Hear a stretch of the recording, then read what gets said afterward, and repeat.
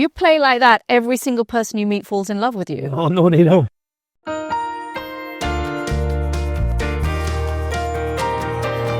So Wynton, I first saw you play when I was just a little bit younger. I think it was in 1983. I was studying Italian and a friend of mine said, let's go and listen to this jazz musician with this name I couldn't really pronounce.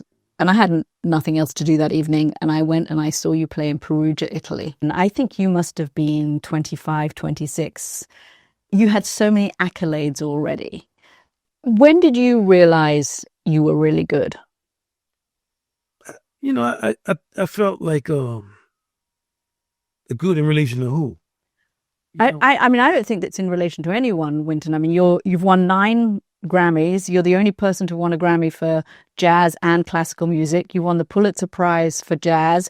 You're a member of the British Royal Academy of Music. I mean, it's not in comparison to somebody else. You're really good. But my mentors were like Clark Terry and Sweets Edison, Dizzy, good in relation to them. Like, and even in classical music, I was listening to Maurice Andre and Harold Herzog and the great trumpet players of my generation. And as a musician, if you listen to Art Tatum or Monk or Duke Ellington, when you start to really listen to the greats, not to mention if you're aware of Bach's music or Shostakovich or the tradition of music that I was fortunate to play and what was good. Like, my father didn't think I was good. It wasn't like he was saying, you won a Grammy. He didn't even barely know what that was or care about it. Do you remember the first time you played the trumpet, how old you were? I was 6, but I didn't want to play trumpet because I didn't want to get that ring around my lips because I figured the girl would kiss you. Well, when you're 6, you've got to think about the girls at 6. Yeah, all the time. I mean, you got to keep them never too young. Yeah, I was thinking about it. I didn't want an ugly lip like the New Orleans trumpet player. Lips was always burnt up. No. God, imagine that if you'd been really vain, history would have been different. No, come on. You don't want all of that. So you started practicing. You went to school, and your music director in the school was super excited because you were your father's son. I mean, you're Ellis Marsalis' son, and you turn up, and he was not that impressed. I was so sad. He looked at me when I played my audition. He was like, "Are you sure you're Ellis's son?" You know, at that time, I mean, I had not practiced. I was not serious about playing music. So I actually was going into school on a scholarship to play ball. And I didn't know whether I wanted to play music. And that summer before my 8th grade year, I started listening to John Coltrane. And it's the first time I really listened to jazz. Even though I was always around it, I loved my father and them. I would go to all of their gigs from the time I was 2 or 3. I didn't like the music. You know, why? Well, first, there were never people at the gigs. And it was always bars like adults and a few adults. And your bars have like that feeling to it. But the people behind the bar would take care of me. Of course, I was the only kid there. So I was, hey, baby, try some of these shrimp or this and that. But the music is complicated. And then they didn't talk to the audience. And it wasn't what I heard on the radio. But I loved them. So once I started to be able to feel them in the music, I started thinking, I need to learn how to hear this. And they were struggling. Couple of cats died of drug overdoses, heroin overdoses. They weren't living lives. They weren't living easy lives. They were struggling. My father was struggling. He and my mother struggled. They had a lot of kids, no money, but one of my brothers was autistic. To add to that, they were living out where they wanted. It wasn't fairy. It wasn't Disneyland. And it was hard. And they had a hard time. And it was hard in our house. But it was I loved them. And my mama loved the music.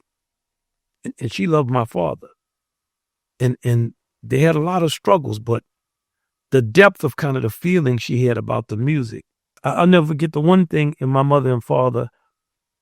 With my mother was always, we don't have money. We're broke. We don't have money. We're broke. We're broke. And my father at one point said he was going to drive a cab.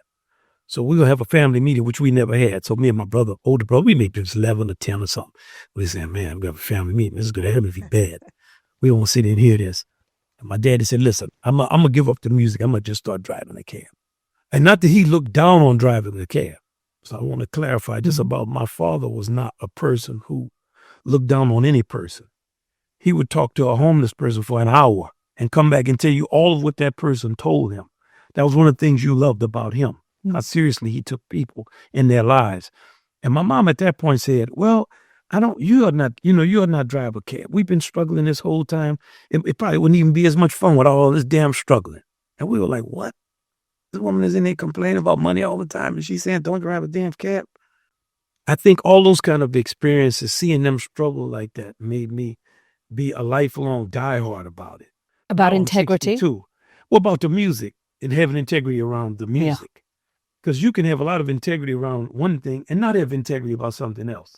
Were you ever tempted to have less integrity about the music? No. To think I'm going to do something that's purely commercial? And no, I never. I mean, not that I guess you've combined the best of all worlds. No, but I don't mind. What people do. Everybody's life is different. Everyone comes to different conclusions. We all on different journeys. And I think when I was younger, I was a hardliner, not against people so much, just for the music.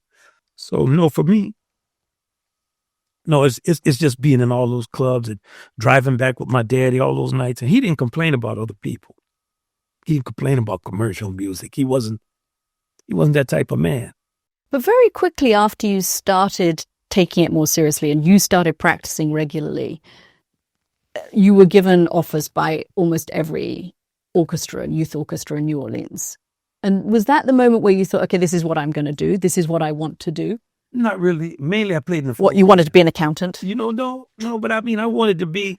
I could have been a lot of different things. I mean, I like things, but maybe I'll be a teacher or maybe I'll be a biologist. Like, it's things I liked. But in New Orleans, there were not a lot of people who, if you play classical music, you could play in ensembles. It's not like being in New York where you'd never get a gig. So being in New Orleans afforded me the opportunity to practice. I won a competition to play with the New Orleans Philharmonic. Just off of a recording, I heard of a French trumpet player, Maurice Andre. I was wondering if I could play like him. And I played the Haydn trumpet concerto. And then I played with the circus. That was educational because trumpet never stops playing. I largely played in the funk band. We played 1970s songs. We had dance steps and quiet vocal rehearsals. And we played talent shows around the city and dances, proms, wedding reception. Played a lot of gigs. I played in the community band. I started to play a lot of different jobs. I played the Joffrey Ballet once. And people would call the kids. So I would come in and play. And it was all educational. And it was a blessing to be in the city at that time. Because you could be younger and get called for gigs that in other places you probably would not.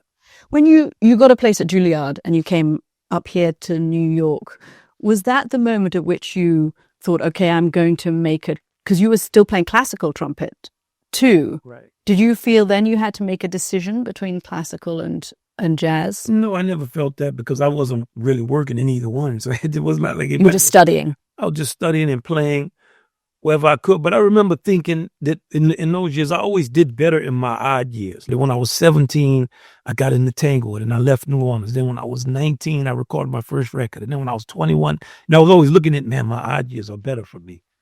Are you serious? I'm not joking. I always thought an odd year is good for me. And I always thought, well, when I was 13, I was doing this. But when I was 15, I had already played with the orchestra in this. And when I was 17, I went to school. So I was thinking, what will I do when I come in? Then when I came to New York, I was one of the saddest in the city. So I was like, man, why were you sad? That was one of the worst players. Like I went from being in New Orleans, people kind of knew this. Yeah. Then I came to New York.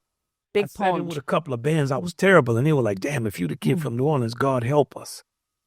So I had to step back and recalibrate. Like, well, what am I going to be able to do? Or is it make sense to try to play? Or am I going to be good enough to actually play jazz? That's what I wanted to play. I wanted to be a jazz musician, but it was so few people really playing the type of jazz I wanted to play. And then when I heard a tape of myself when I was 17, I was so much sadder than I thought I was. It was unbelievably depressing. So I blamed the tape. Then I made another tape and I said, man, I don't sound anything like Clifford Brown or Freddie Hubbard or Miles Davis or any of these trumpet players I'm listening to. I'm actually absolutely sad. So I started to figure, why am I sad? And then that was very important to my development, to figure out why I could not play. Like it was some elements that escaped the older musicians that were teaching me that were not in my environment that had been in theirs. Mm. And then I started to figure out, okay, this is why I sound the way I sound. I need to learn how to play this. I need to learn how to play this. I need to learn how to play this. It was all things that I did not know how to play. You were famous and successful so young that you made it look easy. Sure. Did it feel that way to you at the time? No, I wasn't really. It's something I didn't want to be famous. I wanted to learn how to play. So, and my standard was my father and all the musicians that I grew up respecting and loving. And nobody I grew up with knew who any of the greatest jazz musicians were, like Dizzy Gillespie or Monk. If I would name people, everybody would be like, we don't know who they are. And I got so much publicity young that it created a bad feeling with the older musicians who had struggled. So I was post-civil rights. So I was speaking about things that people didn't speak about. And I was also very serious about those things. And it was a kind of a struggle on that end, but also to learn how to play is very difficult. And so at the same time, I was trying to learn how to play and play music that was challenging and convince the musicians that we were playing with it was worth trying to play and trying to keep the jazz going and trying not to. So it was a struggling time, but it was also a blessing for me to have the opportunity to talk and to play for people. And just the fact that you came and checked me out, I was there to play it, to become better. So it was a difficult time for me in those young years, to be honest. When you got that fame, and it was interesting that you phrase it like that there were the olders and the greaters who kind of thought, what's this kid doing? Right. How did you respond to that? Did it annoy you that they didn't want you to rise up quickly? Did it stop you from speaking out on things you wanted to speak out about?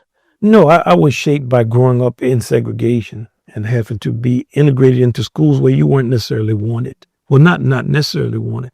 You were not wanted. Mm. And seeing my father, the musician, struggle throughout the 60s, playing in clubs for no people, and having to always counterstate opinions, even in elementary school, about things that were in textbooks or ways of perceiving the world. And I grew up in the culture of the musicians, so I understood what a struggle it was for everyone.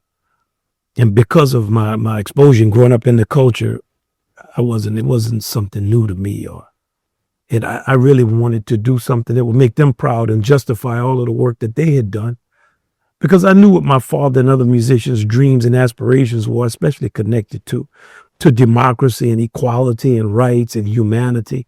When you realize how the media works and how the racism is a certain way and how it's different in the North than the South. In the South, you hear the terms. In the North, you never hear those terms. It's intellectuals.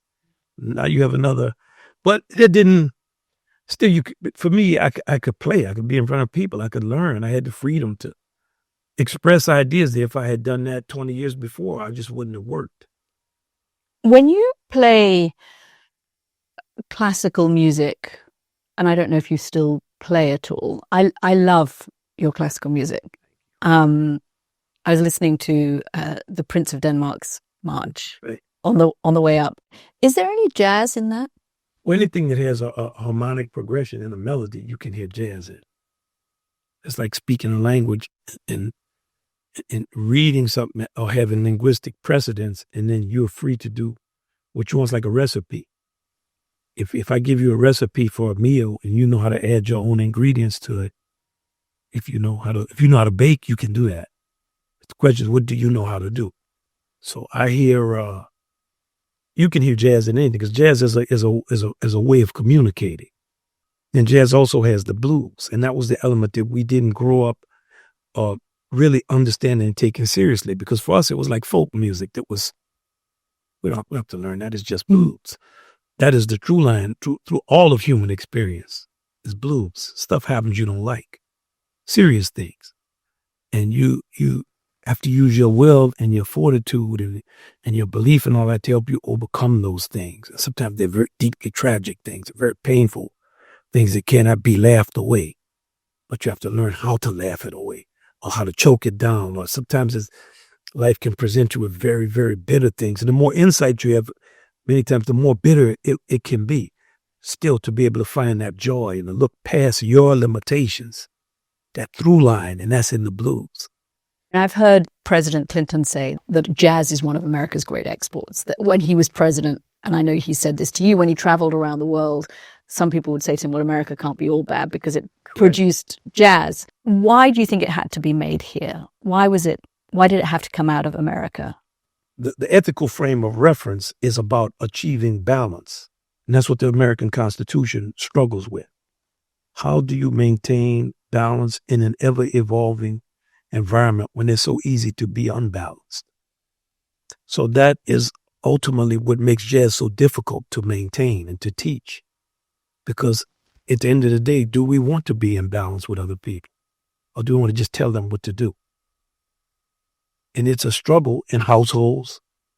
There's a struggle in communities. It's a struggle in cities. It's a struggle in the world. I have the power to destroy you. I think I'll just do that. I like your land.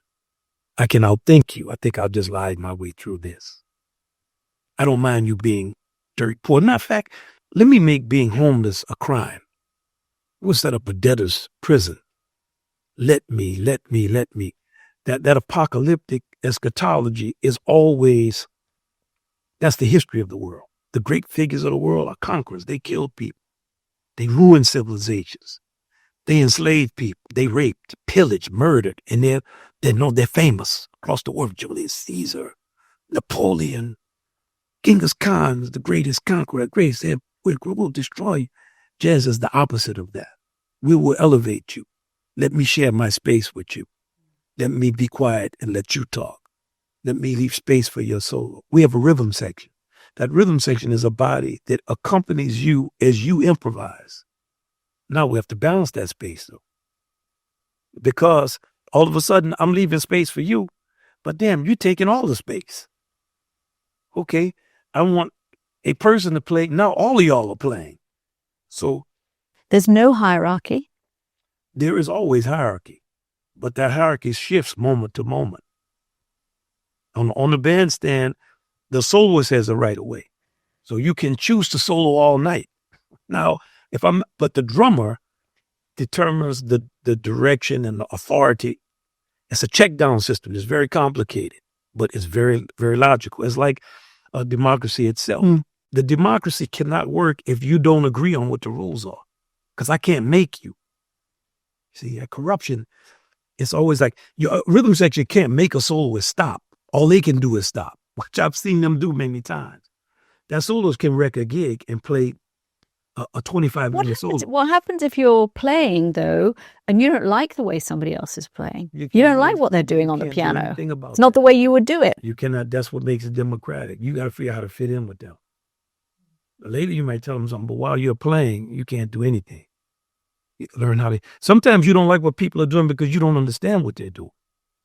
Sometimes you don't like what they're doing because you want to control everything that goes on. That's not what our music is. We're playing together. It's when you don't trust someone, it becomes difficult to play with them. Because instead of you focusing on what they are playing, now you're listening to what they aren't playing. Instead of you being a participant in the music, you're thinking, and you don't have a lot of think space when you're playing. You have to be thinking about music and you have to be present. Because the second you're not present, hey, you missed these chords, you missed this opportunity. You already can't hear everything. Everybody's playing. Now you're focusing on yourself, whether you missed a note, whether you played this, what somebody else is doing, are they messing with you? You don't have that type of space. And when you talk about jazz, I mean, the conversation around democracy and history and enslavement, there's a heaviness to the weight of what you're putting into jazz, but you also say that jazz makes life better. Well, to deal with weighty things and to get to a position where you can understand that even though things are weighty, it doesn't mean you're not cracking jokes and having a good time. People crack jokes in the slave quarters. It doesn't mean that we're human beings. Like they fell in love. People in prison but to make light of the situation, to trivialize something that's serious, makes you not able to joke about it. Once you understand the seriousness of it and the blues component of our music, and our music is serious because it liberates people. But it's very difficult to learn how to play and to play well because it requires you want to be in balance with somebody else. And that's a hard thing to want to be. Wynton, after all you've done, and there's still a lot more to do, obviously, when you talk to younger kids, what do you want them to know from what you've learned? I Well, the first thing I want them to feel that love that I have for them. I talk to kids almost every day, and they're always with somebody like a mama or they. I always say, "Who is that? Is that your mama? You know, is that your daddy? Who is that?" It's my mom. I said, "What time is it?" It was 10:30. The mama waited 40 minutes for you to speak to a guy who plays. So remember that about your mama. Now I tell you, hey, my mama is dead. If I could bring my mama back, I would. And my mom and I struggled in our relationship. It wasn't like, hey, Disney. No, because I would be more expressive of my love for my mother to her. So I always try to leave them with something that's human. And then some information about music if they really want that. Many times they don't really want that. They want to know it's okay to be themselves. And I try to always leave a younger person with that feeling. And if they're younger, accomplished musicians like the ones many times that I teach, I try to make them understand that I love their individuality and I respect them. And I also will take their leadership and their guidance. And I play with them all the time. And I know so many of them that are fantastic musicians that I try not to make the mistakes I feel older musicians made towards me when I was younger, because I try to recognize the capacity they have, not what they don't have. Will you play for me? Yeah. There's some blues.